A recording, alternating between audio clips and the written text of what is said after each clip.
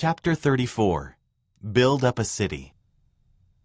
In late April 1839, days after reuniting with the saints, Joseph rode north to inspect land that church leaders wanted to buy in and around Commerce, a town 50 miles from Quincy. For the first time in more than 6 months, the prophet was traveling without armed guards or the threat of violence looming over him. He was finally among friends, in a state where people welcomed the saints and seemed to respect their beliefs. While in jail, Joseph had written to a man who was selling land around Commerce, expressing interest in settling the church there. "If there is not anyone who feels particular interest in making the purchase," Joseph had told him, "we will purchase it of you." After the fall of Far West, however, many saints questioned the wisdom of gathering to a single area. Edward Partridge wondered if the best way to avoid conflict and provide for the poor was to gather in small communities scattered throughout the country. But Joseph knew the Lord had not revoked his commandment for the saints to gather. Arriving in Commerce, he saw a marshy floodplain that rose gently to a wooded bluff overlooking a wide bend in the Mississippi River. A few homes dotted the area. Across the river in Iowa Territory, near a town called Montrose, stood some abandoned army barracks on more land available for purchase. Joseph believed the saints could build thriving stakes of Zion in this area. The land was not the choicest he had ever seen, but the Mississippi River was navigable all the way to the ocean, making Commerce a good place for gathering the saints from abroad and establishing commercial enterprises. The area was also sparsely settled. Still, gathering the saints there would be risky. If the church grew as Joseph hoped it would, their neighbors might become alarmed and turn against them as people had in Missouri. Joseph prayed, "Lord, what wilt thou have me to do?" "Build up a city," the Lord replied, "and call my saints to this place." That spring, Wilford and Phoebe Woodruff moved into the barracks in Montrose. Among their new neighbors were Brigham and Mary Ann Young and Orson and Sarah Pratt. After they settled their families, the 3 apostles planned to leave on their mission for Britain with the rest of the quorum. Thousands of saints soon moved to the new gathering place, pitching tents or living in wagons as they went to work building homes, acquiring food and clothes, and clearing farmland on both sides of the river. As the new settlement grew, the 12 met often with Joseph, who preached with new vigor as he prepared them for their mission. The prophet taught that God did not reveal anything to him that he would not also make known to the 12. "Even the least saint may know all things as fast as he is able to," Joseph declared. He instructed them in the first principles of the gospel, the resurrection and the judgment, and the building of Zion. Remembering the betrayal of former apostles, he also urged them to be faithful.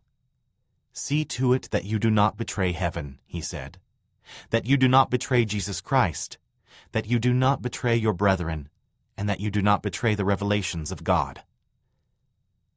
Around this time, Orson Hyde expressed a desire to return to the quorum of the 12, ashamed that he had denounced Joseph in Missouri and abandoned the saints. Fearing Orson would betray them again when the next difficulty came along, Sidney Rigdon was reluctant to restore his apostleship. Joseph, however, welcomed him back and restored his place among the 12. In July, Parley Pratt escaped from prison in Missouri and was also reunited with the apostles. By then, swarms of mosquitoes had risen from the marshlands to feast on the new settlers, and many saints came down with deadly malarial fevers and bone-rattling chills. Most of the 12 were soon too sick to leave for Britain. On the morning of Monday, July 22nd, Wilford heard Joseph's voice outside his home. "Brother Woodruff, follow me." Wilford stepped outside and saw Joseph standing with a group of men. All morning they had been moving from house to house, tent to tent, taking the sick by the hand and healing them. After blessing the saints in Commerce, they had taken a ferry across the river to heal the saints in Montrose. Wilford walked with them across the village square to the home of his friend Elijah Fordham. Elijah's eyes were sunken and his skin ashen. His wife Anna was weeping as she prepared his burial clothes. Joseph approached Elijah and took his hand. "Brother Fordham," he asked, "have you not faith to be healed?" "I am afraid it is too late," he said. Do you not believe that Jesus is the Christ?" "I do, Brother Joseph." "Elijah," the prophet declared, "I command you in the name of Jesus of Nazareth to arise and be made whole." The words seemed to shake the house. Elijah rose from his bed, his face flush with color. He dressed, asked for something to eat, and followed Joseph outside to help minister to many others. Later that evening, Phoebe Woodruff was astonished when she visited Elijah and Anna. Only a few hours earlier, Anna had all but given up on her husband. Now Elijah said he felt strong enough to work in his garden. Phoebe had no doubt his recovery was the work of God. Joseph's efforts to bless and heal the sick did not end the spread of disease in Commerce and Montrose, and some saints perished. As more people died, 18-year-old Zina Huntington worried that her mother would succumb to the illness as well. Zina cared for her mother daily, leaning on her father and brothers for support, but soon the entire family was sick.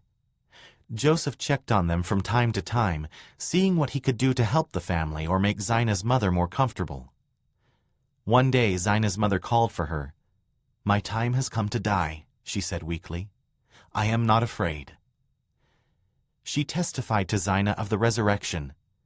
"I shall come forth triumphant when the Savior comes with the just to meet the saints on the earth." When her mother died, Zina was overcome with grief. Knowing the family's suffering, Joseph continued to attend to them. During one of Joseph's visits, Zina asked him, "Will I know my mother as my mother when I get over on the other side?" "More than that," he said, "you will meet and become acquainted with your eternal mother, the wife of your Father in heaven." "Have I then a mother in heaven?" Zina asked. "You assuredly have," said Joseph. How could a father claim his title unless there were also a mother to share that parenthood? In early August, Wilfrid departed for England with John Taylor, the first of the apostles to leave on the new mission. At the time, Phoebe was expecting another baby, and John's wife, Leonora, and their 3 children were sick with the fever. Parley and Orson Pratt were the next apostles to depart, even though Orson and Sarah were still mourning for their daughter Lydia, who had died just 11 days before. Mary Ann Pratt, Parley's wife, was joining the apostles on the mission, and she set out with them. George A. Smith, the youngest apostle, was still sick when he began his mission, postponing marriage to his fiancée, Bathsheba Bigler. Mary Ann Young said goodbye to Brigham in the middle of September. He was sick again, but he was determined to do what was required of him. Mary Ann was ill herself and had little money to support their 5 children while Brigham was away, but she wanted him to do his duty. "Go and fill your mission, and the Lord will bless you," she said. "I will do the best I can for myself and the children." A few days after Brigham left, Mary Ann learned that he had made it only as far as the Kimball house on the other side of the Mississippi before collapsing from exhaustion. She immediately crossed the river to care for him until he was strong enough to leave. At the Kimballs, Mary Ann found Valette sick in bed with 2 of her boys, leaving no one but their 4-year-old son to carry heavy water jugs from the well. Heber was too sick to stand up, but he was committed to leaving with Brigham the following day. Mary Ann tended to Brigham until a wagon arrived in the morning. As Heber stood to go, he looked distraught. He embraced Valette, who lay in bed shaking with fever, then said goodbye to his children and climbed unsteadily into the wagon. Brigham tried in vain to look healthy when he said goodbye to Mary Ann and his sister Fanny, who urged him to stay until he was well again. "I never felt better in my life," he said. "You lie," said Fanny. Brigham climbed with effort into the wagon and took a seat beside Heber. As the wagon rolled down the hill, Heber felt terrible about leaving his family when they were so sick. He turned to the wagon driver and told him to stop. "This is pretty tough," he said to Brigham. "Let's rise up and give them a cheer." Back at the house, a noise from outside startled Valette out of bed. Staggering to the door, she joined Mary Ann and Fanny, who were looking at something a short distance away. Valette looked too, and a smile spread across her face. It was Brigham and Heber, standing in the back of the wagon and leaning on each other for support. "Hurrah! Hurrah!" the men cried, waving their hats in the air. "Hurrah for Israel!" "Goodbye," the women called out. "God bless you." While the apostles were leaving for Britain, saints in Illinois and Iowa composed statements detailing their harsh treatment in Missouri, as Joseph had instructed them to do when he was in jail. By the fall, church leaders had collected hundreds of these accounts and prepared a formal petition. In total, the saints asked for more than $2 million to compensate for lost homes, land, livestock, and other property. Joseph planned to deliver these claims personally to the President of the United States and to Congress. Joseph considered President Martin Van Buren to be a high-minded statesman, someone who would champion the rights of citizens. Joseph hoped that the president and other lawmakers in Washington, D.C. would read about the saints' suffering and agree to recompense them for the land and property they had lost in Missouri. On November 29, 1839, after traveling nearly 1,000 miles from his home in Illinois, Joseph arrived at the front door of the presidential mansion in Washington. Beside him were his friend and legal advisor, Elias Higbee, and John Reynolds, a congressman from Illinois. A porter greeted them at the door and motioned them inside. The mansion had recently been redecorated, and Joseph and Elias were awed by the elegance of its rooms, which contrasted sharply with the saints' ramshackle dwellings in the West. Their guide led them upstairs to a room where President Van Buren was speaking with visitors. As they waited outside the door, with the petition and several letters of introduction in hand, Joseph asked Congressman Reynolds to introduce him simply as a Latter-day Saint. The congressman seemed surprised and amused by the request, but he agreed to do as Joseph wished. Though not eager to assist the saints, Congressman Reynolds knew their large numbers could influence politics in Illinois. Joseph had not expected to meet the president with such a small delegation. When he left Illinois in October, his plan had been to let Sidney Rigdon take the lead in these meetings, but Sidney was too sick to travel and had stopped along the way. At last, the president's parlor doors opened, and the three men entered the room. Like Joseph, Martin Van Buren was the son of a New York farmer, but he was a much older man, short and squat, with a light complexion and a shock of white hair framing most of his face. As promised, Congressman Reynolds introduced Joseph as a Latter-day Saint.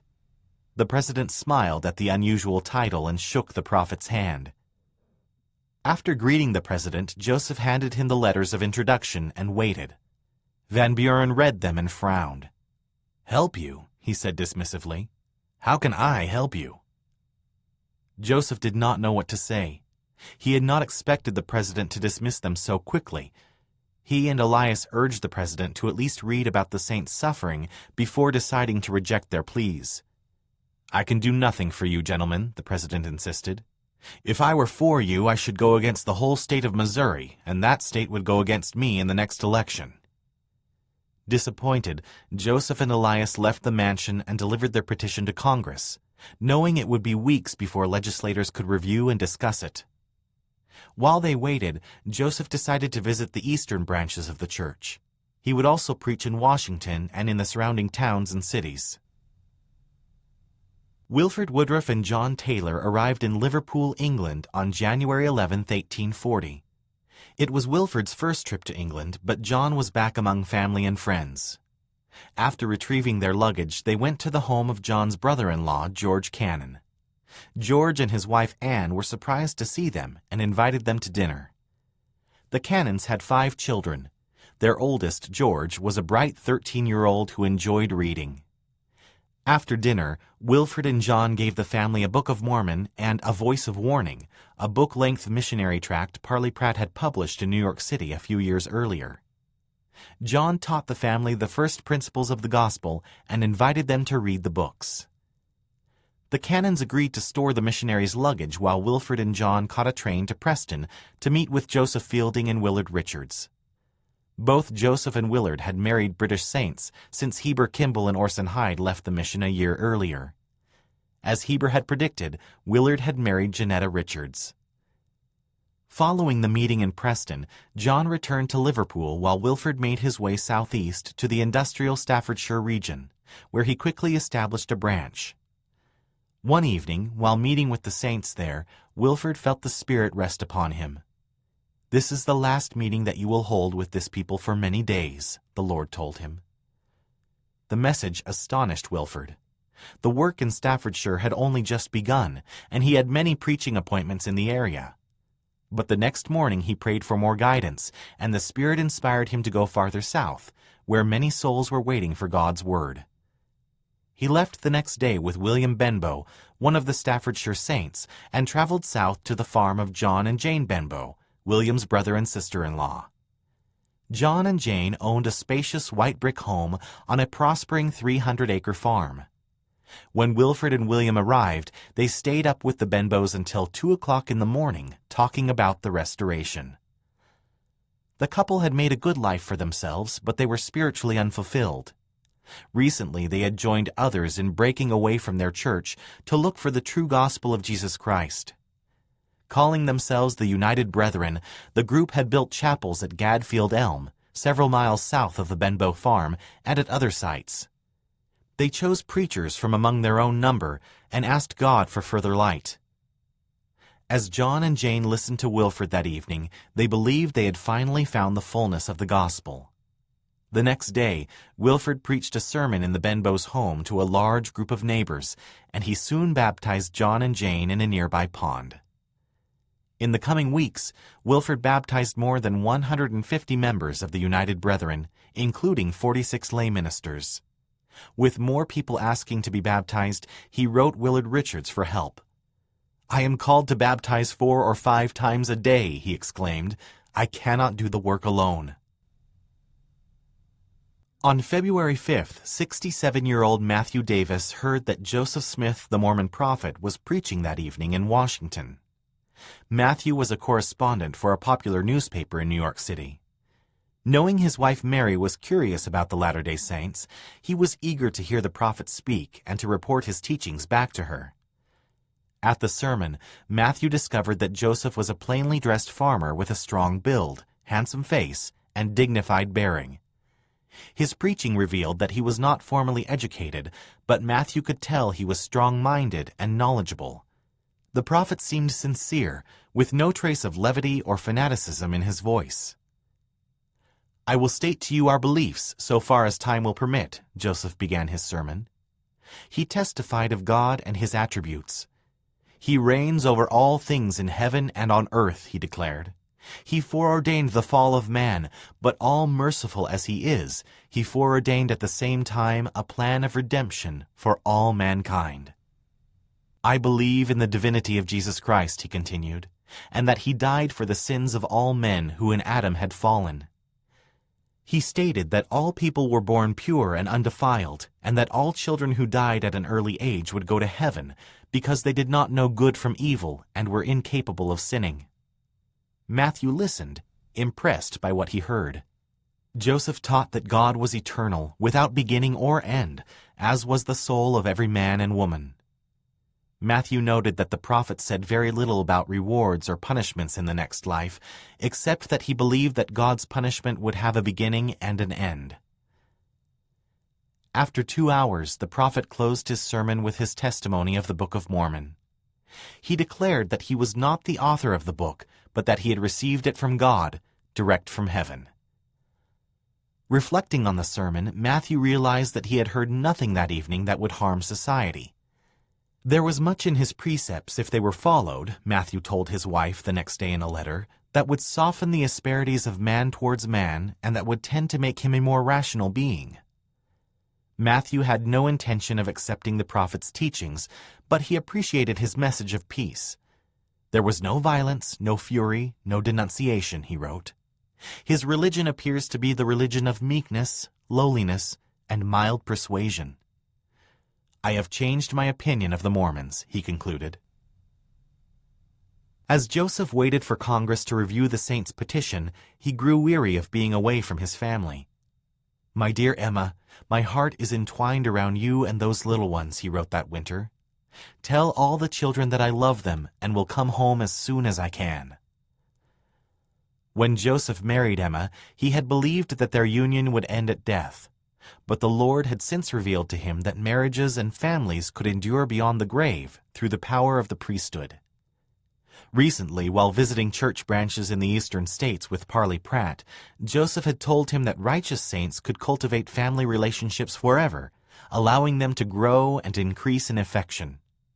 No matter how much distance separated faithful families on earth, they could trust in the promise that one day they would be united in the world to come. While waiting in Washington, Joseph also grew tired of hearing politicians make grand speeches full of lofty language and empty promises. There is such an itching disposition to display their oratory on the most trivial occasions, and so much etiquette, bowing and scraping, twisting and turning, to make a display of their witticism, he told his brother Hiram in a letter. It seems to us rather a display of folly and show more than substance and gravity. After an unsuccessful meeting with John C. Calhoun, one of the most influential senators in the nation, Joseph realized that he was wasting his time in Washington and decided to go home. Everyone spoke of liberty and justice, but no one seemed willing to hold the people of Missouri accountable for their treatment of the saints. After the prophet returned to Illinois, Elias Higbee continued to seek compensation for the saints' losses. In March, the Senate reviewed the saints' petition and allowed delegates from Missouri to defend the actions of their state. After considering the case, the legislators decided to do nothing. They acknowledged the saints' distress, but believed Congress had no power to interfere with the actions of a state government. Only Missouri could compensate the saints for their losses. "Our business is at last ended here," Elias wrote Joseph in disappointment. "I have done all I could in this matter."